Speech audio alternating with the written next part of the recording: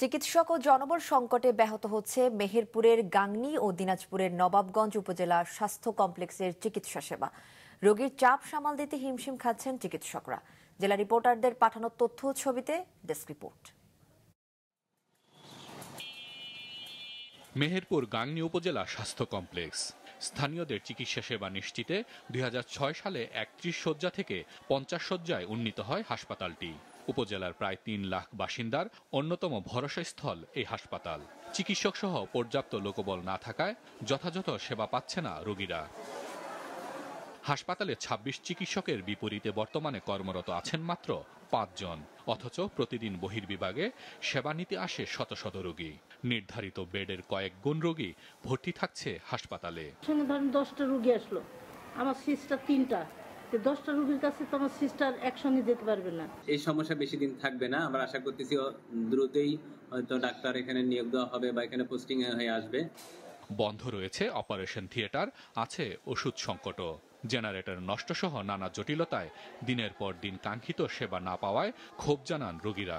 Ultrasound হয় না, ECG হয় না, পর্যাপ্ত ঔষধ নেই, রোগীদের স্বাস্থ্য সেবা যেভাবে হওয়ার দরকার সেভাবে হচ্ছে না। 5টা ওষুধ আমি স্টোরে আনতে গেলে ওরা বলে যে ওষুধ আমার কাছে নাই, বাইরে থেকে সংগ্রহ করতে হবে। চিকিৎসকরা বলছেন কম লোকবল দিয়ে বিপুল সংখ্যক রোগীর সেবা দিতে হিমশিম খাচ্ছেন তারা। আমরা মাত্র 5 জন মেডিকেল অফিসার বহির্বিভাগ, অন্তর্বিভাগ এবং জরুরি বিভাগের সেবা কার্যক্রম পরিচালনা করতেছি। এতে রোগীর অপেক্ষমান সময়ের এটা বেশি হচ্ছে, রোগীরা এতে অসন্তুষ্ট প্রকাশ করতেছে। এই বিষয়ে আমরা রোগীদের সাথে যতটা সম্ভব তাদেরকে বুঝিয়ে যথাসাধ্য আমাদের সাধ্যমতো রোগীদের সঠিক চিকিৎসা দিয়ে আমরা সেবা কার্যক্রম পরিচালনা করতেছি। ডাক্তারের নিয়োগের প্রক্রিয়া আছে, ওটা হলে অনেকটা সমাধান হবে। আর যেহেতু আপনার অপারেশন থিয়েটারের বিষয়টা, এখানে gynae consultant, anaesthesia consultant posting নেই, এই ব্যাপারে জানানো হয়েছে, চেষ্টা চলছে।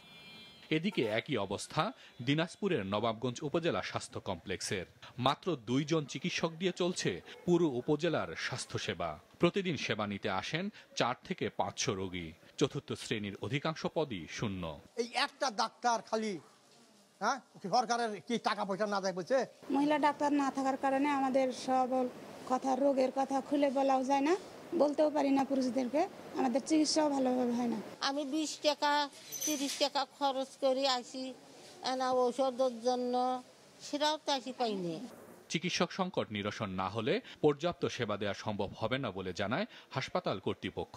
24 ঘন্টা একজন ডক্টর 7 দিন সার্ভিস দেওয়াটা আসলে কখনোই পসিবল হয়ে ওঠে না। তবুও আর কি যখন আমাকে এমার্জেন্সি থেকে ডাকা হয়, তবুও জটিল রোগীগুলোকে আমি দেখে দিই। সিরিয়াস রোগী আসলে আমাদেরকে প্রথম পর্যায়ে দেখতে হচ্ছে এবং স্যারদেরকে ইনফর্ম করতে হয়, পাবলিক ম্যানেজ করতে হয়, অনেক হয়রানি হতে হয়। আমরা যদি এরকম ডাক্তার পাই এবং কনসালটেন্ট পাই, তাহলে আমরা বিশেষ করে হাসপাতাল চালু, এক্সরে চালু, আল্ট্রাসোনোগ্রাম এবং অন্যান্য পরীক্ষা নিরীক্ষা সহ পুরো হাসপাতালটির যে কার্যক্রম আছে সেগুলো খুব ভালোভাবে সম্পন্ন করতে পারবো বলে আমি মনে করি।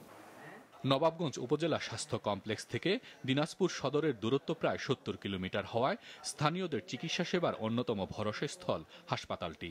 তাই দ্রুত পর্যাপ্ত চিকিৎসক ও লোকবল নিয়োগের দাবি স্থানীয়দের। হাসান মেহেদী, মাছরাঙা নিউজ ডেস্ক।